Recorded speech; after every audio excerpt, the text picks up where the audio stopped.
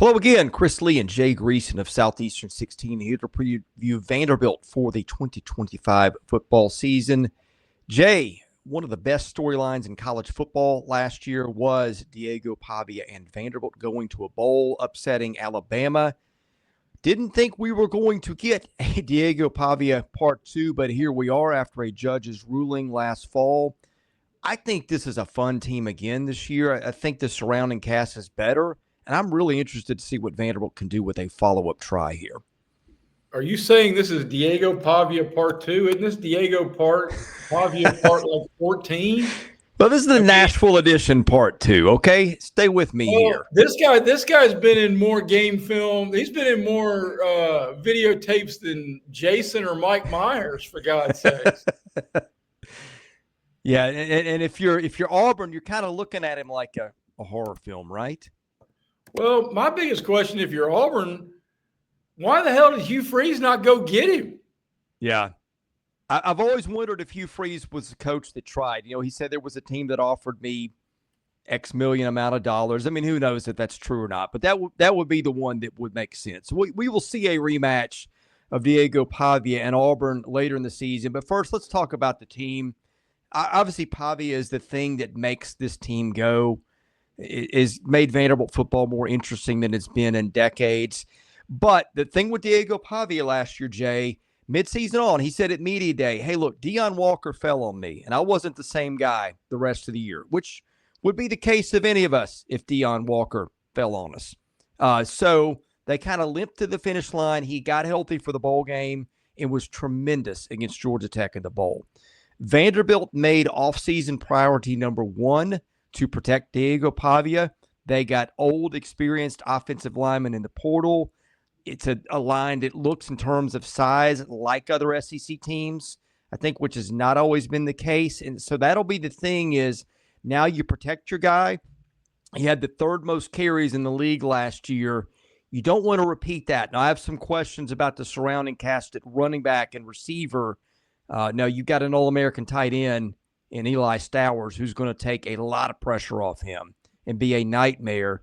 But they did make it a priority to keep him healthy, starting at the offensive line, and now it's just going to be, can the surrounding cast be good enough if he is healthy to help that offense be what it needs to be?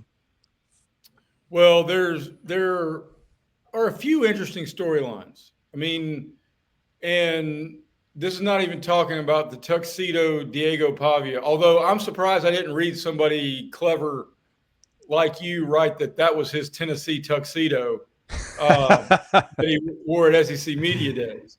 But how does a program that has zero expectation going to handle some elevated expectation? Yeah. I think that's a real interesting question. And with Diego Pavia back there taking snaps, they're not going to sneak up on a single team in this league next year. I agree with that. I think it's going to be a balance between that. And again, I think the roster around him is better. I think the defense is a little bit more talented too. We'll get to that in a minute. I asked this, someone asked this question, like, we make the joke about how he's played so much. Like, was what Diego Pavia was going to do a huge mystery after you saw it a few games in a Vanderbilt uniform? Now, look, I get that the production tailed off. Maybe some of that was knowing what was coming and taking it really seriously.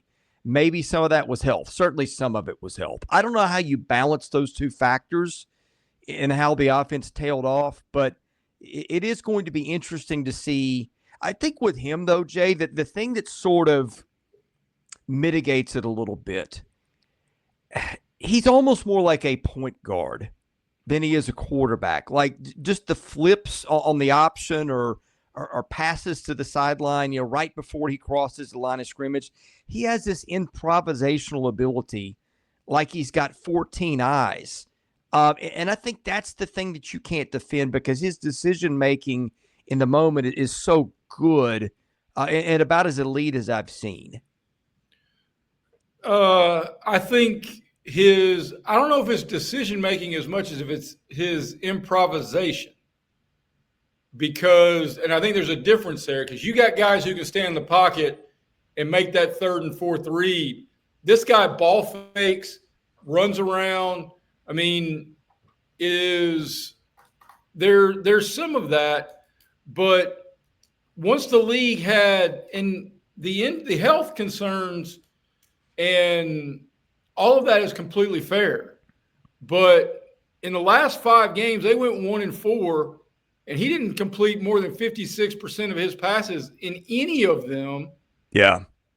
And so was that the rest of the league getting a book on him? Was that the injury that slowed him down per se? But that's just not completing a whole lot of balls. I mean, he went 8-17 in an ugly, ugly effort against Tennessee. And, yeah, they ended up winning at Auburn, but that was because Auburn gift-wrapped it. He was 9 of 22 in that game. Yeah, he didn't win them the Auburn game as much as the defense won the Auburn game. And I think, like, that's all to be determined. I don't know the answer. I mean, they're all fair things to put on the table, and we see how they sort out. But I will say this. The bowl game, when he had almost a full month to rest, looked a lot like it did the first half of the season. So I don't know if that was a one-off, maybe against the Georgia Tech team that was good, but actually Georgia Tech was pretty good. Maybe it wasn't Texas, of course, but I don't know. That's the million-dollar question, because you have evidence on both sides right there between what you just said and then between what he did once he was rested. And the conversation about expectations, because don't get me wrong, it's what every coach is supposed to say. But there's no possible way Clark Lee believes Vandy can make the college football playoff, is there? I mean, I have to think if you had to bet your house on it, no. But I will say this, that's a team that thought it would beat Alabama last year and said it, and everybody thought they were crazy, and then they went and did it. So, again, but also might have caught Alabama napping a little bit too. But anyway, hey, that'll all play out. The thing to me is the surrounding cast outside him. Again, they've got a bunch of linemen that came in. Now, some of these guys played at bigger levels. Glass is going to be their weak side tackle. He started 8 games at Oklahoma State. Bryce Henderson, their strong side tackle, played 14 games, started them all, but it's South Dakota. So I don't know how that's going to work out. To me, the question with them is Junior Sherrill's a pretty good receiver for them. Good, not great. And then they got Trey Richardson in the slot who can fly. Was a track star who played D2, was productive there. Outside of that, Cedric Alexander averaged under 4 yards a carry. They're putting a lot of stock into MK Young, but he's not played in a couple of years. We don't know what that looks like against SEC teams. Now, you got Eli Stowers, who's everybody's number 1 tight end in the country. So, to me, it's how much pressure can those other guys take off Stowers, because he is going to be the focal point of everybody's defensive game plan. Yeah, I mean, I think everybody, the 2 checklists going into whenever Vandy's on your docket, 1, make Diego beat you throwing the football, and 2, make him beat you throwing the football to someone not named Eli Stowers. Yeah, I mean, it's really pretty easy with them. No mystery there with the rest of it. Now, the defense, not much of a mystery either, because some of the names coming back, we'll get into those. I think they'll be better there. But first, Game Time Sidekicks. You can see my water tumbler. It is a 40-ouncer. Game Time Sidekicks is who makes it. They got Jay's coffee there. Jay, does anything do a better job than Game Time Sidekicks of keeping your hot beverages hot and your cold ones cold? Well, I've had it's my second cup of coffee, but it's been in that cup for 3 hours now, and it's still hot. And I got my first one this morning getting up to watch the British Open at about 3:45, because I love major championship golf. But my coffee's been hot all day, and it's now 1:50 in the afternoon in Chattanooga, Tennessee. Yeah, and plus you get compliments on it everywhere you go. It's well made. The logo printing is done in Knoxville. GameTimeSidekicks.com. Promo code SE16 for 20% off your entire order. Okay, the defense. Lawson, the Pavia hype last year is that Clark Lee took over his defense and shaved, about 10 points off scoring. We mentioned the Auburn game. Defense won them the Auburn game a year ago and kept them in a lot of other games. It is not a name it's not a flashy name defense. And Lee is giving back coordinator responsibilities. Makes me a little nervous as well as it went last year. But I think they are deeper up front, not names that you know. But when James Franklin turned Vanderbilt around, one thing was notable. They had 8 to 10 bodies who could play in SEC games at a capable level that gave them some depth and endurance they haven't had in a while. I think the other guys to watch, I think they've got a couple of stars in linebacker Brian Longwell, who's getting some all-SEC love. Actually, 3 stars. Randon Fontenette, who plays the star position, had a pick 6 against Alabama a year ago, really broke out last year in his first year from TCU. And on the back end, they've got a guy named Martell Hyde at corner, who's probably more known for his return abilities and maybe playing some offense, but I think he's a talented corner. And I think they're deeper at corner by a long shot than they were last year, which was an issue. I kind of like what Clark Lee has done with filling in some holes. They got Keanu Coate, who was a second-teamer at Alabama last year, to add a little bit of pass rush. They've got Nick Rinaldi, who was a walk-on who led them in sacks with 6.5 last year and can really get after it because of his speed. Again, not names people know, but I think they have built quality in terms of their depth, and I think they've got more of it than they had a year ago. Well, you would know. You're in Nashville. You cover this program. I know not on a day-to-day basis, at least not in July, but certainly checking in with them frequently. I guess my biggest question about your early praise for their defense is, are they going to be big enough up front to stop some of these teams from just running it down their throat? Yeah, I mean, Issa Wataha is 6'7", 315. He'll start in one middle spot. Glenn Seabrooks is 6'3", 6'4", 340. So they've actually got some size there that they don't generally have. Now, do they have enough of it? I don't know. I think they do have some beef behind them too. But that is one place where Vanderbilt's got more. Like, a lot of times those DTs go 285, which isn't going to cut it in the SEC. So they do have some things there that they haven't had before. Well, I mean, and I wasn't even really trying to heckle. It's just there's got to be some self-awareness on, okay, yes, they may have called their shot and they ended up beating Alabama, but, I mean, Clark Lee saying that they're focused on making the playoff. I mean, dear Lord. I mean, their win total in Vegas's eyes is 3. Yeah, no, I don't think they're a playoff contender, just in case you were wondering. And I don't know where the win total settles with them this year, but because, again, it's all the things that you said. It's people are going to be out for them more. They're going to be aware of them. Like, people, you can talk to your blue in the face about you better take Vanderbilt seriously. Yeah, I don't know that people do that until you ring up an Alabama on the list of skins there. How all that settles out, I don't know. I do think it is a more talented team. The other thing we didn't talk about, Jay, and they were one of the top teams in the country in turnover margin. That's hard to repeat. I think they only turned it over 6 times all year last year. I think by dumb luck they could turn it over more than that. I mean, that number is going to head in a worse direction. Now, defensively, they didn't force a lot of turnovers. Their turnover margin was because they didn't get them, so you may get some of it back there. But to me, I think those are the things that you look at with them. And then the schedule: road trip to Virginia Tech, road trip to South Carolina, road trip to Alabama, road trip to Texas, LSU at home, Auburn at home, Missouri at home, Tennessee on the road.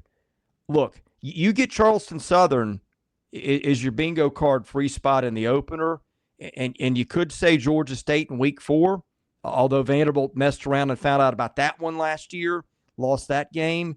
Utah State would be another one.